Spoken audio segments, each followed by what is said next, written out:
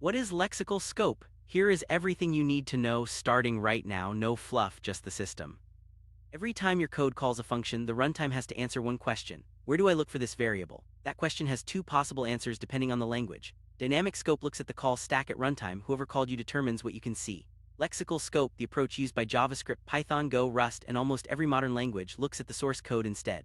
Where you wrote the function determines what it can see forever. That decision is made at parse time before a single line of code executes. It is why the same function always resolves the same variable the same way, no matter how many different callers invoke it. The rule has one sentence. A function can access variables defined in its own body, and in every scope that physically encloses it in the source file all the way out to global. That is it. There are no exceptions, no edge cases, and no runtime surprises. The key word is enclosing, the scopes that wrap the function in the source text, not whatever happens to be on the call stack when it runs. Inner functions can see outward, outer scopes cannot reach in. Access is strictly one direction, always walking outward from where you wrote the code. Scope is organized as a chain. When the engine resolves a name, it starts in the innermost scope and walks outward one level at a time until it finds a matching declaration or exhausts all enclosing scopes and throws a reference error. Inner scopes can shadow outer ones. If you declare a variable named x inside a function and there is also an x in the enclosing scope, the inner one wins locally without touching the outer one at all. The outer x still exists, the inner function simply never walks far enough to reach it. Shadowing lets you reuse names safely across different layers of the same codebase. Closures are where lexical scope becomes powerful in ways that are easy to miss. When a function is defined, it captures a reference to the entire enclosing scope chain, not a snapshot of the values but a live reference to the scope itself. If the inner function outlives the outer one, for example, because it is returned and stored somewhere, the captured scope stays alive in memory as long as the closure exists. This is a closure. It is not a special opt-in feature. It is the automatic consequence of lexical scoping combined with first-class functions. Every function in a lexically scoped language is a closure over the scope it was created in, including functions that never escape their enclosing context. The classic closure trap catches almost every developer at least once. You write a loop that creates functions inside it. Each function is supposed to remember the loop counter at the time it was created. But all the functions close over the same variable, and by the time any of them runs, the loop has already finished and the counter holds the final value. They all see the same number. The fix is to give each iteration its own binding. In modern JavaScript, the simplest fix is let, which creates a new block-scoped binding per iteration. Alternatively, you can use an immediately invoked function expression to capture the current value as a parameter, or extract a factory function that accepts the counter as an argument.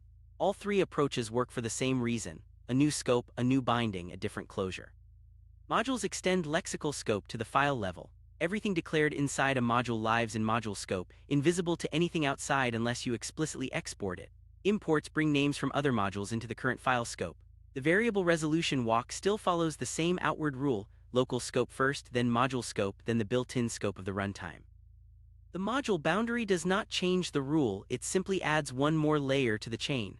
Private module variables, the ones you never export, are completely inaccessible from outside regardless of how the module is imported. That is encapsulation through lexical scope, not through any runtime access check. Hoisting is a JavaScript behavior that interacts with lexical scope in ways that surprise people on their first encounter. Var declarations are hoisted to the top of their enclosing function scope, which means you can reference a var before the line that declares it without getting a reference error. You get undefined instead. Let and const are also technically hoisted, but they remain in a temporal dead zone from the start of the block until the declaration line is reached. Accessing them before that point throws a reference error, which is almost always the safer behavior.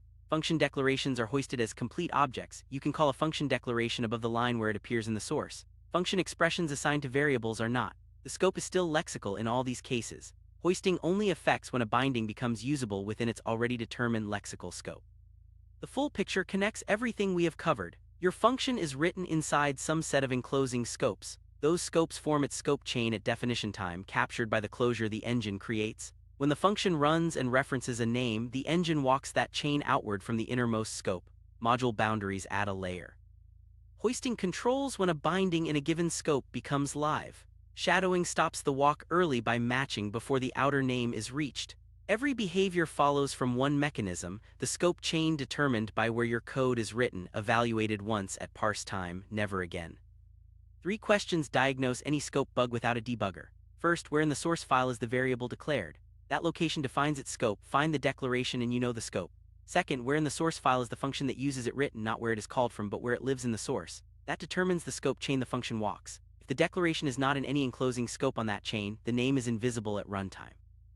Third, are you capturing a reference or expecting a value? Closures capture references to live scopes. If a variable changes after the closure is created, the closure sees the new value. Answering these three questions in order resolves the vast majority of scope-related bugs. Thanks for watching.